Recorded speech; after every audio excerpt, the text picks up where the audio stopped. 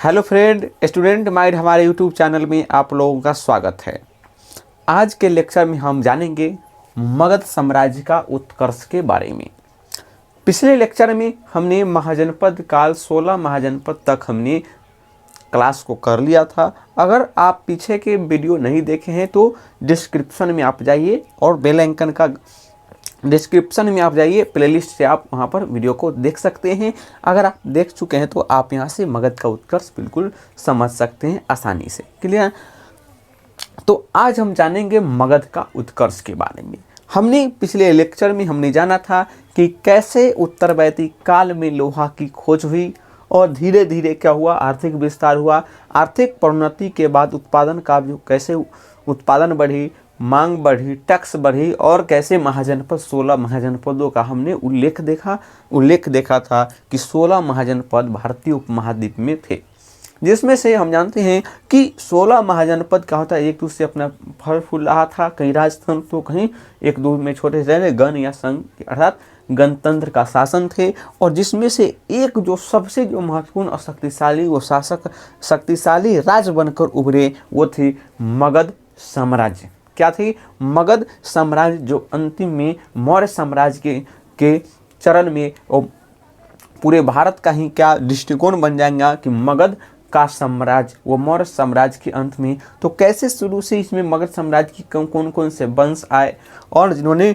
मगध के उत्कर्ष को बढ़ाया, तो हम उसके बारे में देखेंगे कि सबसे पहले जो कौन से वंश आए, उसके बाद कौन से, उसके बाद और कैसे मौर्य साम्राज्य तक अशोक, और अशोक तक हम देखेंगे, अशोक तक हम मौर्य साम्राज्य तक हम देखेंगे। तो हम शुरू करते हैं मगध का उत्कर्ष। इससे पहले हम जानते हैं कि आखिर क्या कारण थे कि ये देखिए ये भारत है, क्या कारण थे कि ये भारत जो है, मानिए कि भारत जो है ऐसा भारत है, क्या कारण था कि सिर्फ मगध ही ऐसा उत्कर्ष बन के आया और मगध ही सब पर क्या एक एक करके सबको मिला लिया और मौर्य साम्राज्य एवं जो आखिरी रूप में जो मौर्य साम्राज्य जो सबसे बड़ा जो साम्राज्य बन को हुई। क्या कारण थी कि मगध ही इसका विस्तार ज़्यादा से ज़्यादा कर पाया और मगध ही सबसे आगे निकल कर आया 16 महाजनपदों में। तो हम इसको देखते हैं कि ऐसी कौन सी कारण थी। तो पहला जो कारण थी वो देखिए कि यहाँ पर अगर मैप को पहले मैप से समझते हैं कि कौन से ऐसे कारण थे कि मगध साम्राज्य आगे बढ़ पाया। पहले तो देखिए कि मगध साम्राज्य क्या है। पहले मगध साम्राज्य की भौगोलिक स्थितियों को पहले देखिए कि ये जो गंगा नदी के दोहाव पर है, तो यहाँ पर सबसे जो बड़ी इसकी जो कारण हम अगर इसकी बात करते हैं कि मगध का उत्कर्ष के कौन से कारण थे कि मगध 16 महाजनपदों में आगे निकल कर आ गया और एक एक करके सबको जीतता चला गया।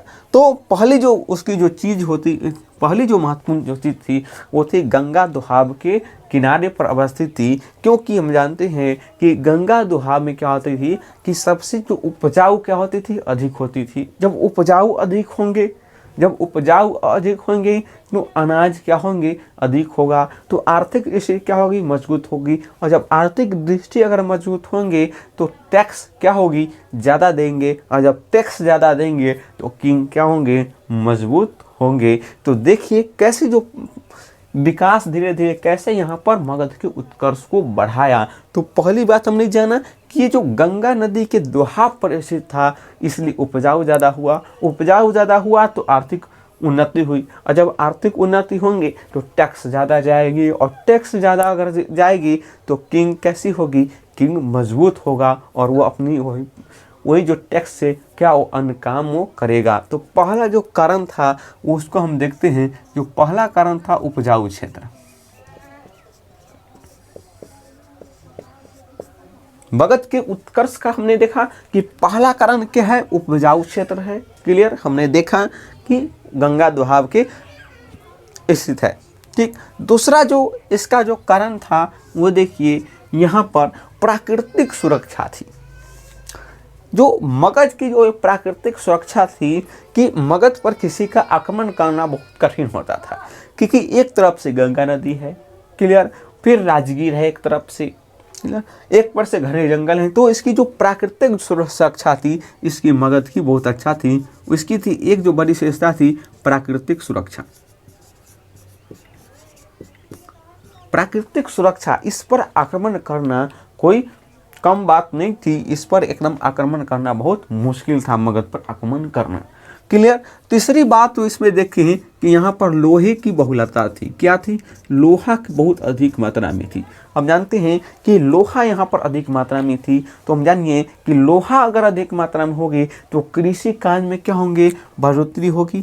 कृषि क्या होगी? अधिक होगी।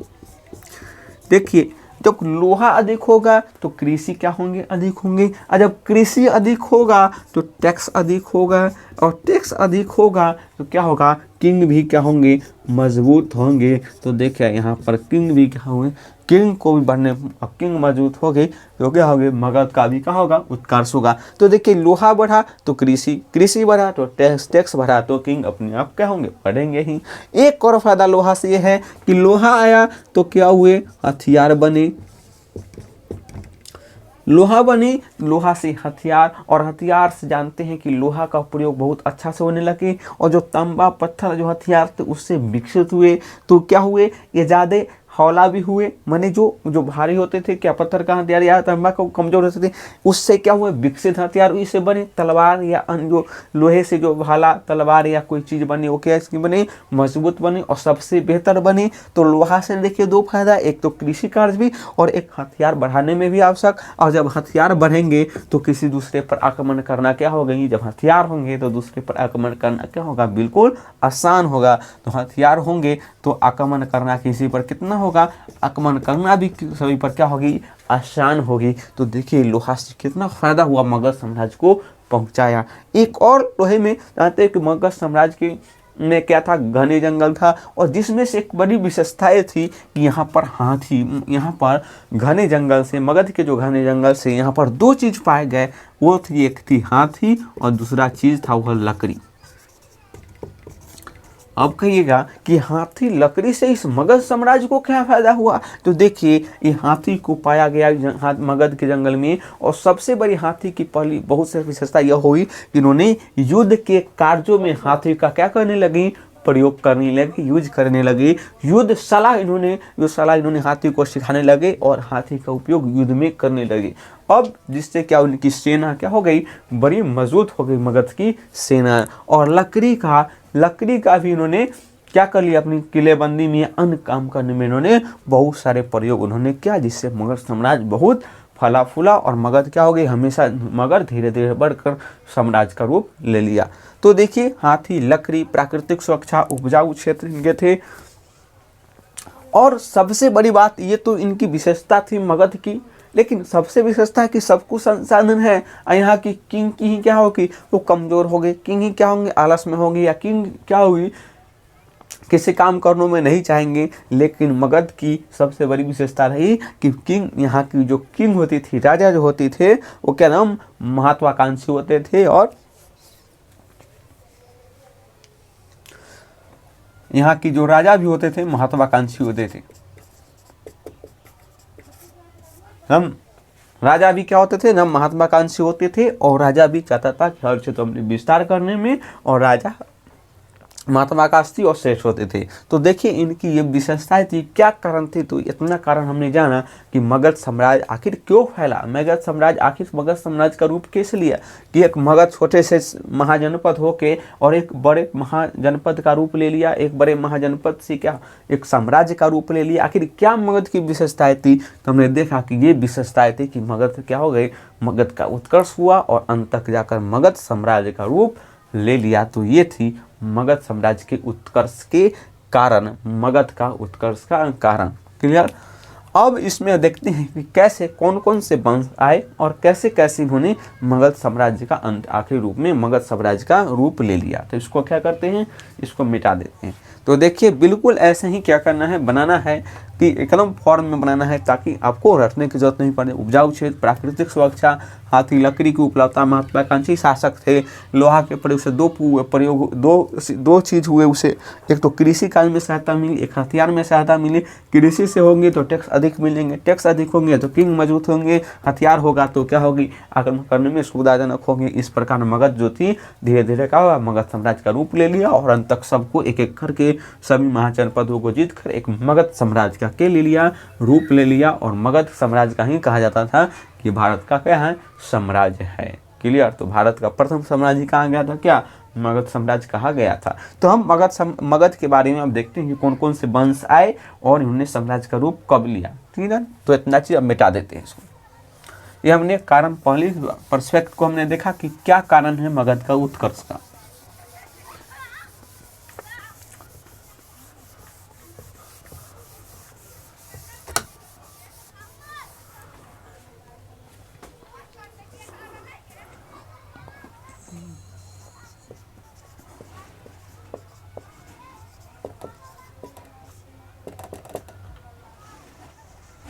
मगध के प्राचीनतम जो वंश है वो थे बृहदत्त। देखो मगध का जो प्राचीनतम वंश थे वो कौन थे, बृहदत्त।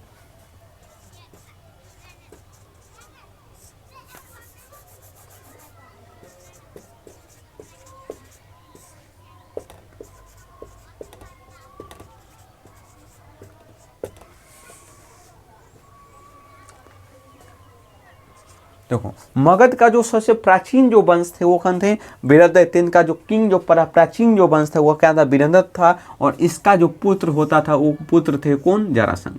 इसका जो पुत्र होता था कौन होता था, जरासंध होता था।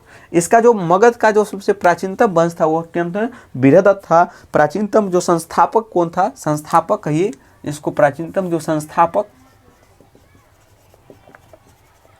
प्राचीनतम संस्थापक बृहदत्त था। और इसका पुत्र कौन था, जरासंध। ये देखिए इसका पुत्र जो था वो था जरासंध।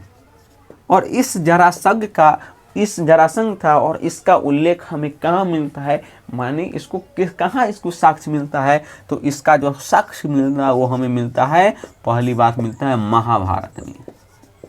कहाँ इसका साक्ष्य मिलता है, महाभारत में साक्ष्य मिलता है। और इसी जरासंध को, जो जरासंध है, इसी जरासंध को भीम ने हराया था। इसी जो जरासंध को किसने हराया था, भीम ने मल्ल युद्ध में हराया था। किसकी सहायता से, भगवान श्री कृष्ण की सहायता से हराया था, ऐसा महाभारत में कहा गया है। कि जो मगध का जो प्राचीनतम जो संस्थापक था वो तो कौन सा था, बृहदत्त था। और बृहदत्त जरासंध का क्या था, बेटा था, पुत्र था। और जरासंध इसका जो उल्लेख हमें महाभारत से मिलता है, जिसे भीम ने मल्ल युद्ध में इसे हराया था। किसकी सहायता से, भगवान श्री कृष्ण की सहायता से इसे हराया था। क्लियर। तो हमने जाना कि मगध पूछेगा कि मगध का जो प्राचीनतम जो संस्थापक कौन था वो था बृहदत्त। इसका उल्लेख हमें कहाँ मिलता है, तो महाभारत से हमें मिलता है, जहाँ पर जरासंध को, उसकी जो पुत्र को किसने हराया था, भीम ने हराया था। आप महाभारत के बारे में भली भांति परिचित होंगे, ऐसा बताया गया है। और इसकी जो राजधानी होती थी, ये सबसे बड़ा क्वेश्चन पूछता है कि राजधानी होती थी वो कहाँ था, गिरिवज। कहाँ होती थी राजधानी, गिरिवज या राजगिरी।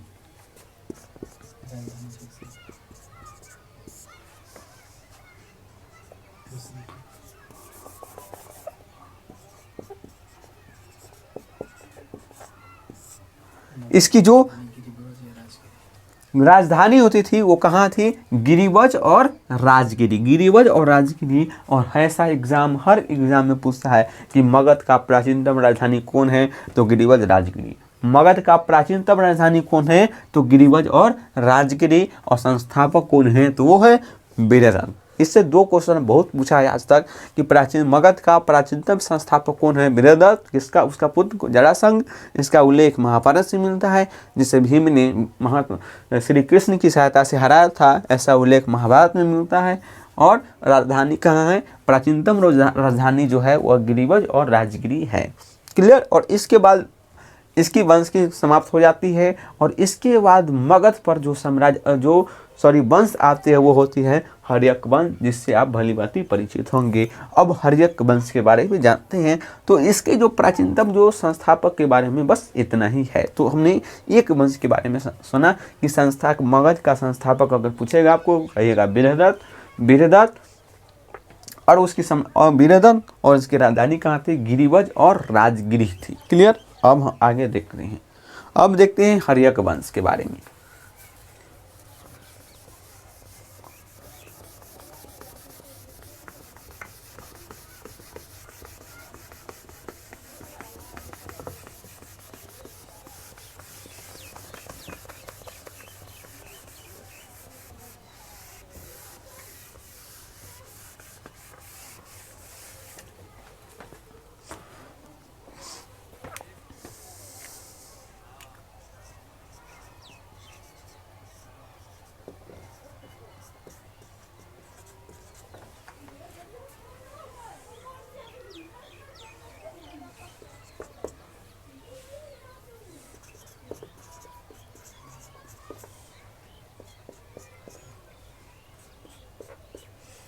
अब देखते हैं हर्यक वंश के बारे में, जिसकी काला क्रम में जो है 545 से 412 ईसा पूर्व है। तो इसके बारे में हम जानते हैं हर्यक वंश के बारे में। तो हम जानते हैं पहला इसकी संस्थापक कौन था?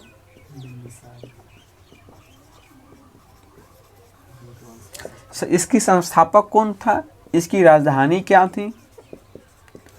ये अनुयायी किसका था? क्लियर। इसकी अनुयायी कौन था? तो देखिए, इसकी हर्यक वंश के संस्थापक कौन था? बिंबिसार। एक बात आपको ध्यान देने वाली बात है कि बिंबिसार और बिंदुसार में अंतर है। देखिए, बिंबिसार कहेगा तो हर्यक वंश से संबंधित है, और बिंदुसार कहेगा तो मौर्य वंश से संबंधित है। ये बड़ा कंफ्यूज वाली बात है, इसको आप ध्यान रखिए। बिंबिसार पहले ज्यादा अंक वाला है तो पहले आएगा, और बिंदुसार कम अंक वाला है तो बाद में आएगा, मौर्य साम्राज्य में आएगा। समझ गए? तो देखिए, ये जो हर्यक वंश के संस्थापक कौन है? बिंबिसार।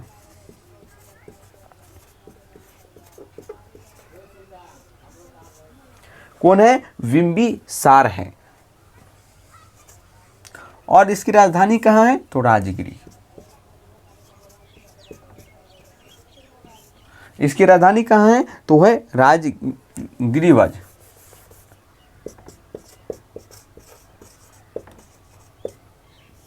राजधानी गिरिवज है, और यह किसके समर्थन में? बौद्ध धर्म के अनुयायी थे।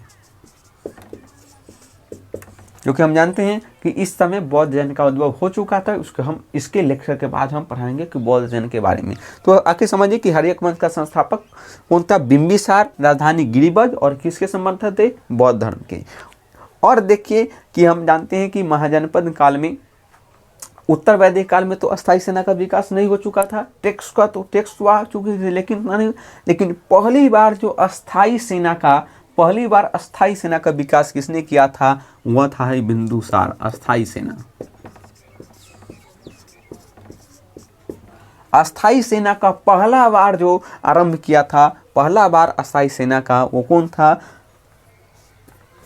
बिंबिसार। अस्थायी सेना को किसने पहली बार बल दिया था? बिंबिसार ने। और पहली बार प्रशासनिक व्यवस्था पर किस शासक ने बल दिया था? वही हर्यक वंश के संस्थापक कौन? बिंबिसार।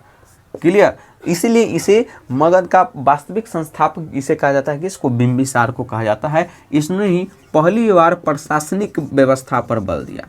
किस व्यवस्था पर? प्रशासनिक व्यवस्था पर। क्योंकि जो वीरदत्त आया तो उतनी व्यवस्था अंग से अस्थायी सेना प्रशासनिक व्यवस्था पर बल नहीं दिए थे। तो पहली बार जो इसकी प्रशासनिक व्यवस्था पर जो बल दिया था वो कौन था? बिंबिसार। हम बिंबिसार के बारे में जान लेते हैं एक बार कि संस्थापक कौन थे? हर्यक वंश के संस्थापक बिंबिसार। राजधानी गिरिवज। अनुयायी किसके थे? बौद्ध धर्म के थे। अस्थायी सेना इन्होंने पहली बार प्रारंभ किया, और पहली बार ही प्रशासनिक व्यवस्था पर क्या दिया? इन्हें बल दिया गया। क्लियर। और इसी समय हुआ था भारत पर आक्रमण। किसके द्वारा? यहाँ पर नोट में आप लिख लीजिए कि नोट में देखिए, यहाँ पर इसी समय भारत में पहली बार आक्रमण कौन ने किया था? ईरानों ने भारत पर पहली बार आक्रमण ईरानियों ने किया।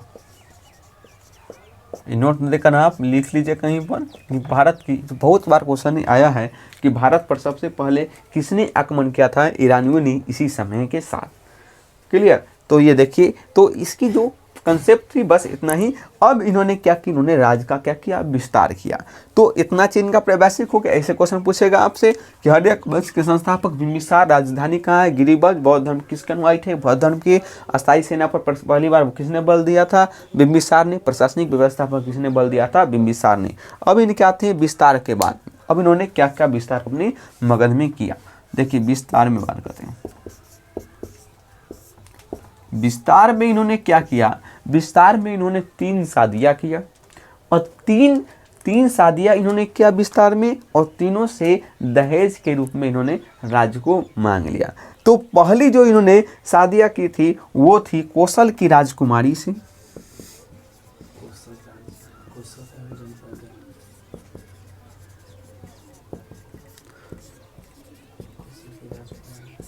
इन्होंने कौशल की राजकुमारी से इन्होंने शादी की और उससे दहेज के रूप में किसको मांग लिया, काशी को मांग लिया। क्लियर, समझ गए कि इन्होंने पहली शादी उन्होंने की कौशल की राजकुमारी से की, और दहेज में तो लिया ही जाता है भाई, तो दहेज में ज़्यादा क्या मांगा, इन्होंने काशी को ही मांग लिया। ये बात समझ में आ गए। आज तो दहेज नहीं चलता है, लेकिन उस समय दहेज चलता था, तो किसको, काशी को ही मांग लिया। दूसरा जो है वो थी क्षेमा से।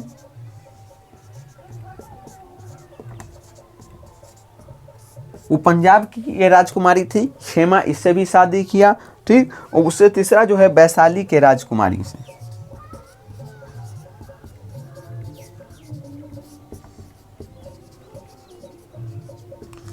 वैशाली की राजकुमारी से किससे किया, चहलना से। चहलना से इन्होंने शादी किया। हालांकि वैशाली को पूर्ण अपने में नहीं मिलाया था, तो इन्होंने कौशल की राजकुमारी से शादी किया, वैशाली की राजकुमारी चहलना से, और क्षेमा पंजाब की राजधानी, इससे इन्होंने क्या किया, शादियाँ इन्होंने किया और अपने पारिवारिक संबंध बढ़ा के अपने क्या किया, राज्यों का क्या किया, विस्तार किया। और एक और इनका विस्तार ये था कि इन्होंने अंग को जीत लिया था। इन्होंने किसको जीता, अंग को जीत कर, और अपने में क्या हुआ, मिला दिया। अंगराज जो थी, तो हमने जाना कि अंगराज को तो 16 राज्य में थे, एक मगध अपने आप हो गए। अंग को मिला लिया तब कितने बच गए, मात्र 13 बच गए। 13 बच गए तो काशी से उन्होंने काशी को ही मांग लिया। कितने बचे, 12 बचे। और वैशाली क्षेमा को इसमें प्रत्यक्ष नियंत्रण हो गए, इसमें वैशाली को अभी तक नहीं। तो वैशाली के राजकुमारी चहलना से लेकर वैवाहिक संबंध को मिलाया। तो उन्होंने बिंबिसार ने बस इतना ही, उन्होंने बिंबिसार ने क्या किया, विस्तार किया। तो अब इससे प्रश्न कैसे आएंगे, देखिए कि पूछेगा कि मगध का वास्तविक संस्थापक कौन था, तो वह बिंबिसार, पहला क्वेश्चन। हर्यक वंश का संस्थापक बिंबिसार, दूसरा क्वेश्चन। राजधानी गिरिवज, तीसरा क्वेश्चन। किस धर्म के अनुयायी थे, बौद्ध धर्म, चौथा क्वेश्चन। अस्थायी सेना को पहली बार बल दिया था बिंबिसार ने, पांचवा। प्रशासनिक व्यवस्था पर पहली बार दिया था, अंग को किसने मिलाया था, बिंबिसार ने। कौशल की राजकुमारी से किसने शादी करके काशी को मांग लिया, तो है बिंबिसार। छेमा, तो बिंबिसार। और भारत पर सबसे पहले आक्रमण किसने किया, ईरानियों ने। देखिए इतना ज़्यादा क्वेश्चन यहाँ पर बन जाता है, और ये सबसे महत्वपूर्ण टॉपिक है, और इससे प्रश्न आते ही हैं। आप इसको क्या कीजिए, स्क्रीनशॉट भी ले सकते हैं। चलिए अब आगे देखते हैं। अब इनका ही एक बेटा था, वो था अजातशत्रु, जिसका उपनाम कुनिक था। इन्होंने क्या किया, अजातशत्रु ने इन्हीं को क्या किया, मार दिया और अपने गद्दी पर अपने खुद बैठ गए। क्लियर। तो देखिए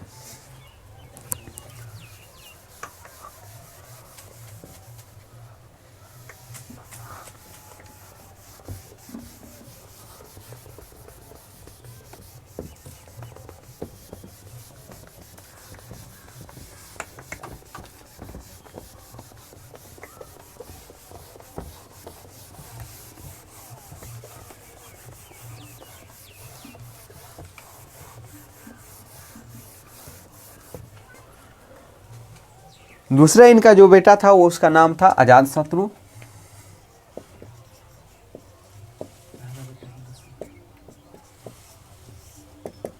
इनका जो पहला बेटा था वो था अजातशत्रु। इनका एक ही बेटा था अजातशत्रु।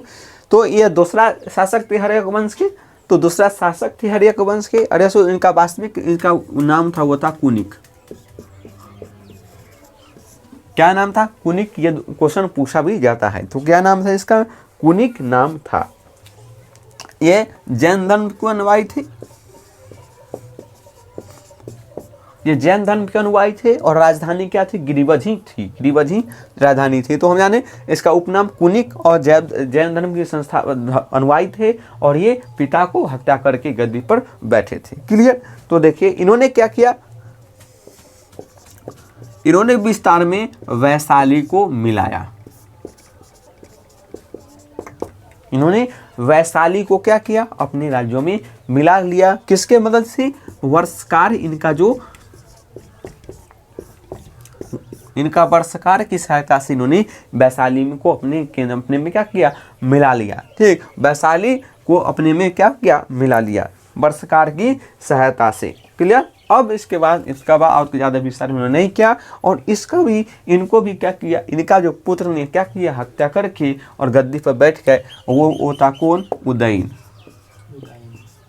उदयन जो था उदयन जो था इनको भी गद्दी को मार के इनको क्या हुआ?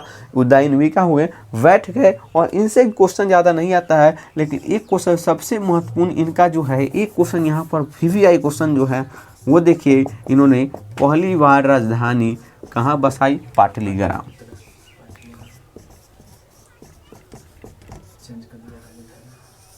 पहली बार राजधानी इन्होंने पाटलीग्राम की स्थापना की और राजधानी मगध का बनाया पाटलीग्राम। और हमारा पाटलीग्राम यही जो हमारा पटना है वही क्या है? पाटलीग्राम है। तो पाटलीग्राम का ये तो राजधानी बनाया और इसी को कहा जाता है संस्थापक। तो पाटलिपुत्रा का पाटलीग्राम का संस्थापक कौन था? वो था उदयन। बहुत बार क्वेश्चन पूछा है, हर एग्जाम में क्वेश्चन पूछा है कि पाटलीग्राम के संस्थापक कौन है? तो है उदयन। पाटलीग्राम की राजधानी किसने बसाया? तो है कौन? उदयन ने। तो इससे भी क्वेश्चन आते हैं। अब इसके बाद क्या हो गए कि इसके बाद क्या हो गया? ये शासक क्या हो गए? कमजोर हो गए। और इसका जो अंतिम जो शासक था वो बचे कौन? नागदशक। तो अंतिम वंश हर्यक वंश का पूछेगा तो वो है नागदशक। अंतिम वंश का जो शासक है उसने नागदशक है, क्योंकि इसी का जो एक सेनापति था शिशुनाग। किसका नाम? इसके का नाम था शिशुनाग। इसका क्या था? सेनापति था। और शिशुनाग ने क्या किया? इसको हत्या करके और यह गद्दी पर बैठ गया और उन्होंने शिशुनाग वंश की क्या कर दी? स्थापना कर दी। एक बात इतिहास में ध्यान देने वाली बात यह है कि जब तक किंग मजबूत है, राजा मजबूत है, अन्य जो संगठन है उनके अंदर काम करेंगे, सेनापति हो या अन्य। लेकिन जैसे ही किंग अगर कमजोर हुई, वहाँ पर दरबार में षड्यंत्र चलने लगते हैं और कोई भी ना कोई चाहता है कि मैं शासन में बढ़ जाऊँ और राजा कमजोर हो जाते हैं। तो वैसा ही होता है हर बार। किंग मजबूत है तो सब कमजोर है। जहाँ किंग कमजोर हुए बाकी सब अन्य संगठन क्या हो जाते हैं? आकर्षित हो जाते हैं और वो मजबूत होकर किस पर? किंग पर हमला कर बैठते हैं और कैसे सत्ता को हटाने के लिए कोशिश करते हैं। इतिहास में देखा गया। तो जैसे ही नागदशक कमजोर, उनका जो सेनापति शिशुनाग थे, इनको क्या कर दिया? इनको हत्या करके और वहाँ पर शासक बन गए और शिशुनाग वंश का क्या कर दिए? संस्थापक कर दिए, संस्थापना कर दिए। तो हमने जान लिया हर्यक वंश के बारे में। तो हर्यक वंश के बारे में हमें पहला जाना कि 16 महाजनपद था। मगध आगे बढ़ा, उसका कारण हमने जान लिया। मगध आगे क्यों बढ़ा? कारण हमने जान लिया। मगध के प्राचीनतम संस्थापक बृहदत्त, राजधानी राजगिरी और गिरिवज थे। उसके बाद उसके शासन ज़्यादा चले नहीं और वास्तविक संस्थापक बिंबिसार आया और हर्यक वंश की स्थापना किया। उन्होंने अंग को अपने में मिलाए, उन्होंने 3 शादियाँ करके राज्य का उन्होंने विस्तार किया। उन्हें बौद्ध धर्म के समर्थक थे। उसके बाद उनका पुत्र ने उनको हत्या करके अजातशत्रु, जो कुनिक उनका वास्तविक नाम है, उन्होंने गद्दी पर बैठा। उन्होंने वर्षकार की सहायता से वैशाली को जीता। वो जैन धर्म के अनुयायी थे। उसके बाद उदयन ने उन्होंने क्या कर दिया? हत्या करके उन्होंने गद्दी पर बैठा। उन्होंने पाटलीग्राम, हमारा जो पाटलिपुत्र है, उसकी स्थापना किया, उनकी राजधानियाँ बनाई। वो भी उसके बाद नागदशक आए। ये कमजोर शासक प्रतीत हुए। जिस प्रकार शिशुनाग ने उनको हत्या करके और उन्होंने शिशुनाग वंश की स्थापना की। तो मगध पर अब कितने वंश हो गए? 3 वंश आ गए। पहला बृहदत्त, दूसरा बिंबिसार, अब दूसरा हर्यक हो गए, तीसरा अब आएंगे शिशुनाग वंश। क्लियर? एक नोट में ये चीज़ है कि पूछ देगा कि कौन से शासक है जिसने अपने पिता की हत्या की और उसको अपने पुत्र ने उन्हें हत्या कर दिया, वो है, याद रखिए, अजातशत्रु। इन्होंने पहली बार अपनी पिता को हत्या किया और इसका बेटा भी इसे हत्या कर दिया। तो अजातशत्रु से आप ध्यान दीजिएगा। और सबसे एक और बात है इसमें, पीड़ित हत्या इन्हें कहा जाता है, पीड़ित हत्या वंश इसे कहा जाता है, क्योंकि ये जब भी जो पुत्र होता था पिता की हत्या करके ही शासन व्यवस्था होगा। अब तो हर एक वंश से आपको कंसेप्ट तो आ गया होगा और दिमाग में छप गई होगी। क्लियर? तो क्या छप गई होगी? अब तो हर एक वंश चुटकियों में आप सॉल्व कर जाएंगे। लेकिन आपको एक बार रिक्वेस्ट है कि आप चैनल को सब्सक्राइब करें, लाइक करें और दोस्तों के साथ क्या करें, शेयर करें। आपको पीडीएफ मिल जाएगा प्लेलिस्ट में। और अगर आप पहले की वीडियो नहीं देखे हैं तो आप बेल आइकन पर जाइए, उसको दबाकर आप वीडियो को वहाँ से प्राप्त कीजिए या प्लेलिस्ट में आप संपूर्ण वीडियो को देख सकते हैं। तो हर्यक वंश हमने देखा, अब देखते हैं शिशुनाग वंश के बारे में।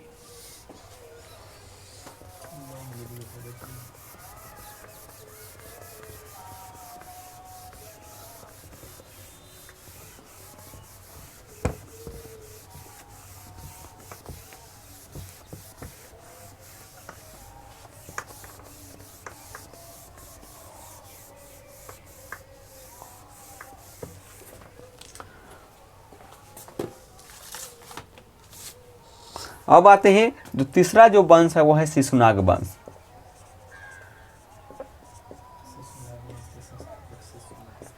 बस इसमें कुछ नहीं है, बस थोड़ा सा क्वेश्चन बनना है। इसका बस हम देखिए संस्थापक देख लेते हैं, राजधानी देख लेते हैं।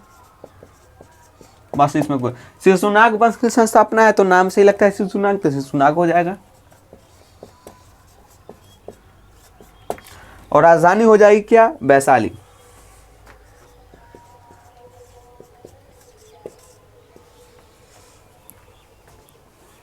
इन्होंने वैशाली को शिशुनाग ने क्या बनाया है? राजधानी बनाया है। और इन्होंने क्या किया विस्तार? तो देखिए इन्होंने विस्तार बहुत सारे, लेकिन इन्होंने क्या किया विस्तार किया? इन्होंने अवंती वत्स कौशल को जीता।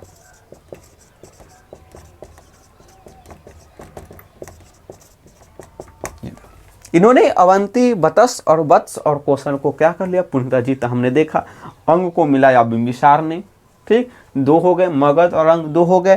काशी को मिलाया 3 हो गए।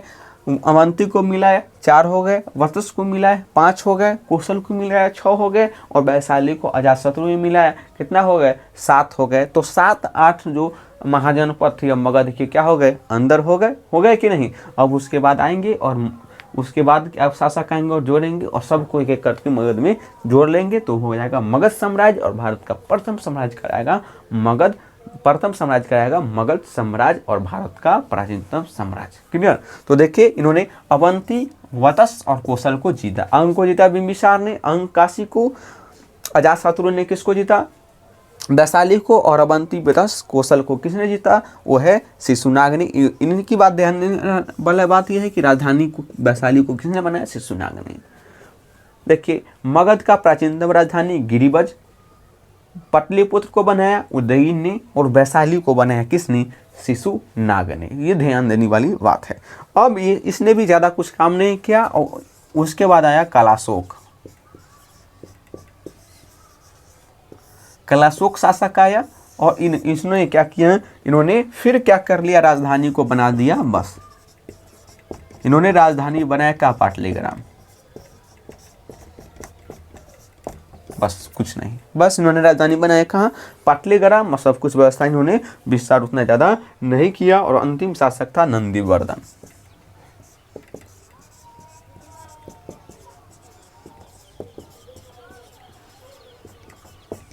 अंतिम शासक इसका कौन था? नंदीवर्धन। और इस प्रकार क्या हो गए?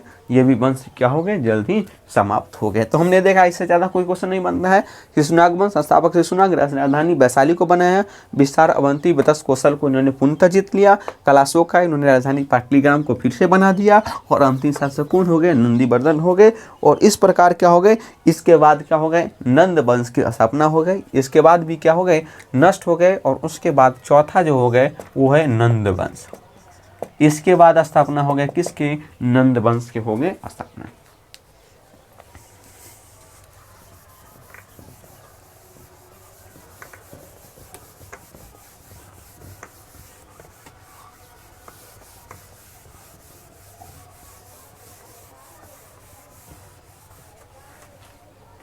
अब देखिए नंद वंश क्या है, तो इसकी जो संस्थापक है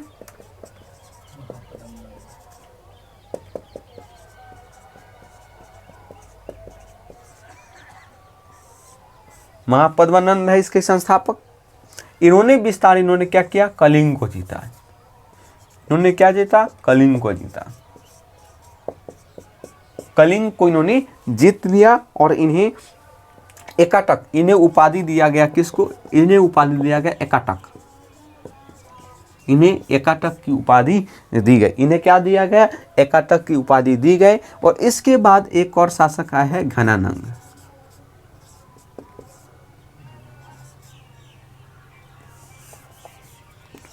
घनानंद आए और इससे तो आप भली बातें परिचित होंगे। ये अंतिम शासक थे और ये किसके समकालीन थे, तो जानते होंगे ये सिकंदर के समकालीन थे। ये बहुत बार क्वेश्चन पूछा है कि सिकंदर के समकालीन कौन सा किंग थे, वही थे घनानंद भारत के। और उस समय सिकंदर क्या आए थे, भारत पर आक्रमण करने आए थे, लेकिन वो क्या हो गए, विफल हो गए। और इससे एक आप अतिशयोक्तिया से परिचित होंगे कि आचार्य कौटिल्य ने आया था इन्हें कहने, विष्णुगुप्त ने कहने आया था कि भारत पर आक्रमण हो रही है, तो उन्होंने जो काले होने के कारण उन्होंने बहुत बार बेइज्जती किया था। ये प्रशासन पर बहुत ज़्यादा क्या था, ये बहुत शराब मदिरा में डूबे रहता था। इनको प्रशासन से कोई मतलब ये नहीं था और यह बहुत अत्याचारी था, टैक्स बहुत बढ़ा चुका था। तो इस प्रकार ये क्या हुए थे, एकदम अकुशल राजा थी। तो सिकंदर आक्रमण थे और इसी को हत्या करके क्या हों, चंद्रगुप्त विष्णुगुप्त की सहायता से चंद्रगुप्त मौर्य ने क्या किया, इसको हत्या करके और क्या किया, मौर्य वंश की स्थापना किया। कौन, चंद्रगुप्त। किसकी सहायता से, हेल्प किससे, हेल्प विष्णुगुप्त से। विष्णुगुप्त की सहायता से किसको, घनानंद को हत्या करके और मौर्य साम्राज्य की क्या किया, स्थापना किया। मौर्य साम्राज्य की क्या किया, स्थापना किया, जिसे भारत का प्रथम साम्राज्य कहा गया। वो पूरे भारत पर क्या हो गए, छा गए मौर्य साम्राज्य। क्लियर। तो भारत का प्रथम साम्राज्य हुआ। तो कैसे कैसे क्या हुआ, निर्माण हुआ, हमने जाना कि वीरदत्त इसका प्राचीनतम, उसके बाद आए हर्यक वंश, उसके बाद आए शिशुनाग वंश, शिशुनाग वंश के बाद आए नंद वंश और नंद वंश के बाद है क्या, मौर्य वंश। क्लियर, हमने जाना। अब आगे हम देखेंगे मौर्य वंश के बाद में। क्लियर। तो ये थी राजनीतिक विस्तार, प्रशासन के बारे में हमने देखा। अब इसके बारे में हम अगले लेक्चर में हम जानेंगे बौद्ध जैन के बारे में कि उस समय सामाजिक रूप से, धार्मिक रूप से क्या हो रही थी, क्या संतुलन हो गई थी कि बौद्ध जैन का उद्भव का कारण हुआ। तो चलिए आज के क्लास में इतना ही। धन्यवाद। अगर क्लास पसंद आया होगा तो चैनल को सब्सक्राइब करें, लाइक करें और दोस्तों के साथ शेयर करें। Thank you.